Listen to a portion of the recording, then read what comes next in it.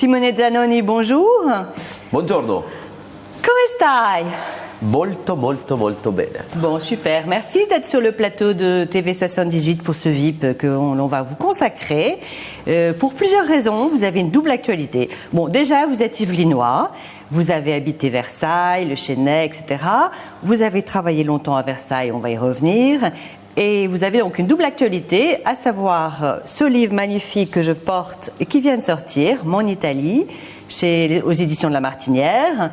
Et vous avez aussi instauré qu'il vous soit prêté ou dédié, ou je ne sais pas comment on dit, un potager dans le domaine de Madame Elisabeth, la sœur du roi Louis XVI, à Versailles. Voilà, plein de sujets à aborder ensemble. On va commencer par le début. Alors, vous êtes donc italien. Où êtes-vous né? Alors, je suis né à Salon. Salon, c'est un petit village au bord du lac des Gardes. Dans le nord, alors? Dans le nord de l'Italie. C'est la région de la Lombardie, une des plus belles régions d'Italie parce que économiquement très puissante.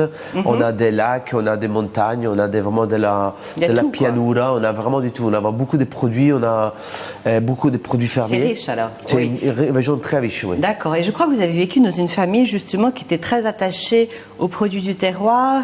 Votre enfance, c'était ça en fait. Vous avez connu tout de suite les joies de la nature et des bons produits de la ferme, n'est-ce pas? La chose importante, c'est que j'ai eu la chance d'avoir éduqué mon palais depuis l'âge de, je pense que 6 mois. 6 mois. Parce que, et c'est de là, je pense que c'est à partir de là que les palais d'un enfant commencent à se développer. D'accord. En mangeant des beaux produits fermiers, en mangeant des produits confectionnés, toujours des choses faites maison, la nonna, la mamma, les salamis du papa, vraiment du bon produit. Pour moi, le bio, c'était jusqu'à l'ordre du jour. D'accord. Et il y avait aussi des animaux, etc. Les animaux, la ferme, les légumes. À quel âge vous avez tué votre premier lapin? Je pense que j'ai tué mon premier lapin, j'avais peut-être 6 ans. Voilà, 6 mois, 6 ans sont des chiffres pour vous. C'est des chiffres qui me parlent. Voilà. Mais c'est des chiffres qui donnent vraiment, qui expliquent beaucoup de choses après, pourquoi je suis comme ça. Pourquoi vous êtes comme ça? Alors, je crois que très jeune, à 14 ans déjà, votre père a compris que votre voie, votre vocation, c'était la cuisine. Vous me dites si je me trompe? Non, pas du tout. C'était vraiment le moment de choisir le type d'école, les études que je voulais entreprendre. Et c'est lui qui m'a quand même donné l'idée en disant mais pourquoi tu aimes les produits, tu aimes la cuisine, je vois que tu fais des choses à la maison, pourquoi tu veux pas dire cuisiner? D'accord. Et moi j'étais toujours dans la manualité. J'aime le travail manuel, j'aime la fatigue corporelle. Je suis pas forcément un grand étudiant parce que c'est quelque chose qui m'ennuie. Moi j'ai besoin de concret, de me défouler. J'aime l'acte physique. Et du coup j'ai commencé mes études, 3 ans d'études. J'ai toujours travaillé même dans mes études parce que je faisais mes week-ends, les samedis, les dimanches dans un petit restaurant là des Gardes. Et après, je continue ma carrière comme ça. Ok, alors votre carrière, elle est, malgré votre jeune âge, elle est quand même bien remplie déjà, c'est longue. Ouais. Alors vous avez rencontré après plusieurs postes dans différents restaurants de par le monde, notamment à Londres. Vous avez rencontré Gordon Ramsay. Ça, c'était une rencontre importante pour vous. Il vous a embauché? C'était une rencontre très importante. Je m'appelle encore les jours qui m'ont embauché. J'étais encore jeune, j'avais 22 ans. C'est une rencontre qui a basculé et changé complètement ma vie et ma carrière. Et c'est vraiment grâce à lui qu'aujourd'hui je suis là. Ça vous a fait passer au niveau de la gastronomie peut-être? Ça m'a fait passer au niveau de la gastronomie. Ça m'est permis aussi de travailler dans un milieu complètement différent. Je suis passé d'un petit restaurant avec 4-5 cuisiniers à un restaurant avec 15-20 cuisiniers. Alors là, on est déjà au Trianon Palace à Versailles? Non, j'étais pas encore au Trianon, j'étais encore à Londres. Donc comme on va vite, on va y aller. Là, vous êtes au Trianon Palace. Le temps, il va très vite. Ouais. Et après 8 ans, 9 ans que j'étais à Londres, en charge de ces hôtels, on a lancé cette ouverture. Il y avait cette opportunité pour s'approcher plus, pour revenir sur le côté latin. Oui. C'est quelque chose que c'était vraiment mon souhait, de pouvoir revenir dans un pays latin. Et c'était pas l'Italie, c'était la France. Et du coup, on a débarqué à Versailles en 2008. Et vous avez été chef donc pendant, je crois, 12 ans au Trianon Palace. J'étais chef au Trianon pendant 8 ans. 8 ans, pardon. D'accord. Et là, depuis quelques temps, vous avez encore changé. Vous êtes vraiment dans Paris. Vous êtes au Georges. le Four Seasons Hotel. Oui. Voilà, vous êtes à la tête d'un restaurant méditerranéen. C'est dur à dire. Méditerranéen. Italien, ouais. Italien, disons le mot. Voilà, vous avez une étoile. On a une étoile. Le but, c'était vraiment de reprendre, basculer un peu ma carrière. À bout de 40 ans, je me suis dit que je voulais revenir faire quelque chose de vraiment. Je veux mettre en valeur mes origines. Voilà. Mes origines et mon savoir-faire à l'italienne. Et votre façon de travailler aussi, je crois. Exactement. Parce qu'en fait, dans ce livre que vous avez donc sorti, on apprend beaucoup de choses sur vous. Et vous dites. Enlever les barrières, un peu plus de souplesse, un peu plus de joie, de liberté, de créativité aussi. Ouais, et puis vraiment votre ADN italien, quoi. On parle beaucoup de l'ADN italien. L'ADN italien est vraiment très présent dans le livre et dans moi-même. C'est-à-dire que dans un palace parisien très important comme les Georges V, je suis réussi à en jeter beaucoup d'italianité, mais c'est le côté vraiment humble, passionné, de voir les choses, d'accueillir la clientèle, d'échanger avec la clientèle, chose qu'auparavant un palace parisien avait peut-être un peu du mal à faire. D'accord, oui, vous avez rajouté un peu d'humanité, de chaleur. Beaucoup d'humanité, ouais. Et de soleil. Et du bonheur. Et du bonheur, tout ce qu'il faut pour être heureux.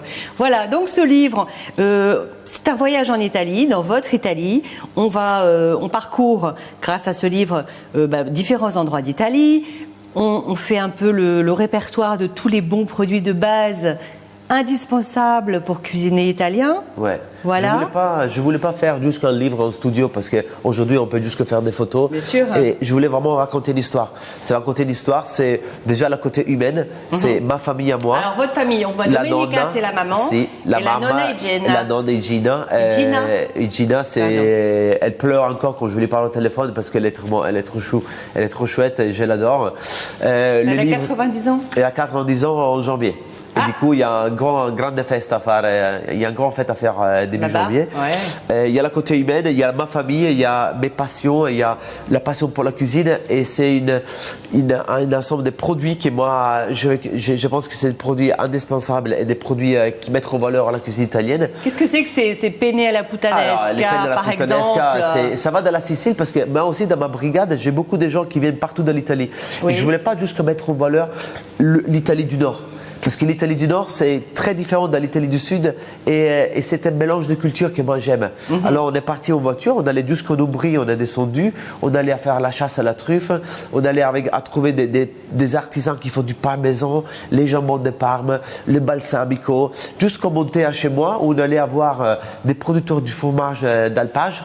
Alors justement, ce fromage rebelle, là, qu'est-ce que c'est? Storico ribelle, parce que derrière un produit, il y a toujours une belle histoire. Et les clients aiment connaître cette histoire. Voilà, on voit à l'image. Cette fromage, c'est un fromage d'alpage qui est un fromage qui ressemble beaucoup à un comté. Comme le comté, oui. C'est un fromage qui a changé son appellation parce que c'est une façon de se rebeller à une appellation que c'est pour eux. Ils voulaient plus, ils étaient en train de perdre un peu les valeurs de cette appellation. D'accord, ils ont voulu revenir aux bases.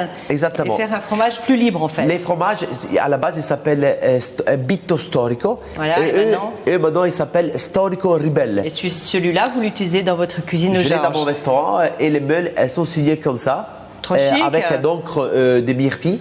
De myrtilles. Exactement, signé un par un. Et vous pouvez les acheter ou les stocker chez eux et après les récupérer à bout de 2, 3, 4, 5 ans d'affinage. J'ai compris. Alors, deuxième actualité très importante aussi, depuis combien de temps on vous a attribué, je crois que c'est une collaboration avec José.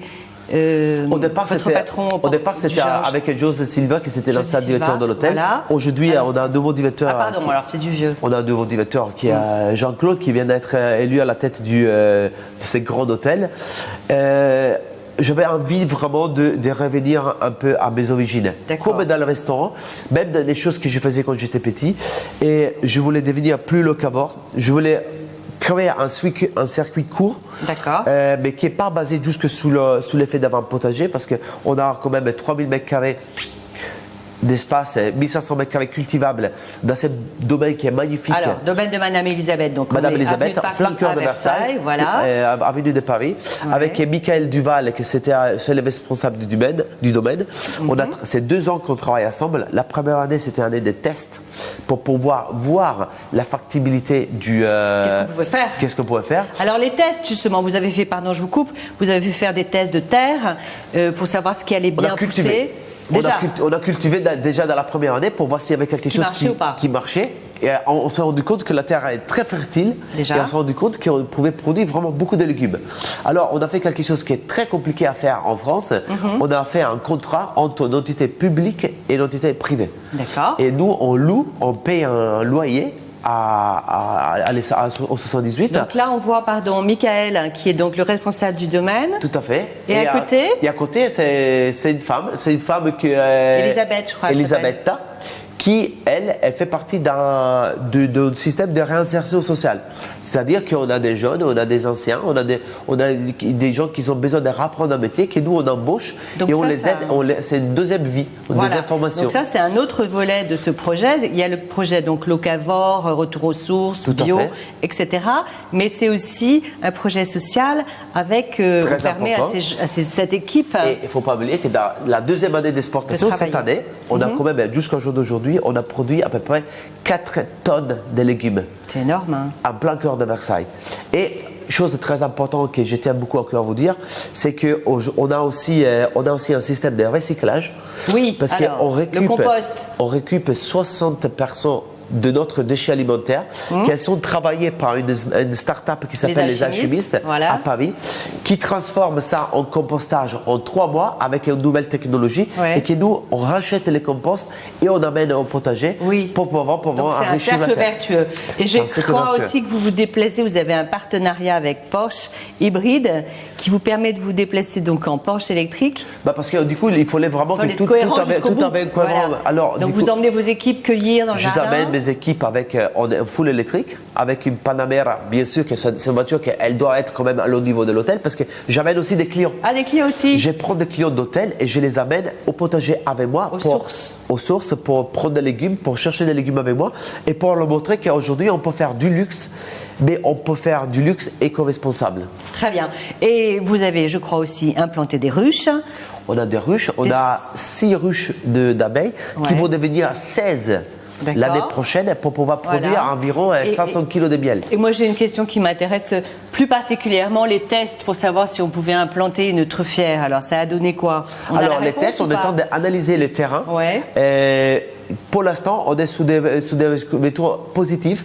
On doit les tester 2-3 fois dans l'année pour voir si les pH changent. Alors, on va se revoir pour savoir pour les truffes. Parce qu'on a envie d'avoir les premières truffes de noir à Versailles. La truffe Elisabeth, c'est une idée, non?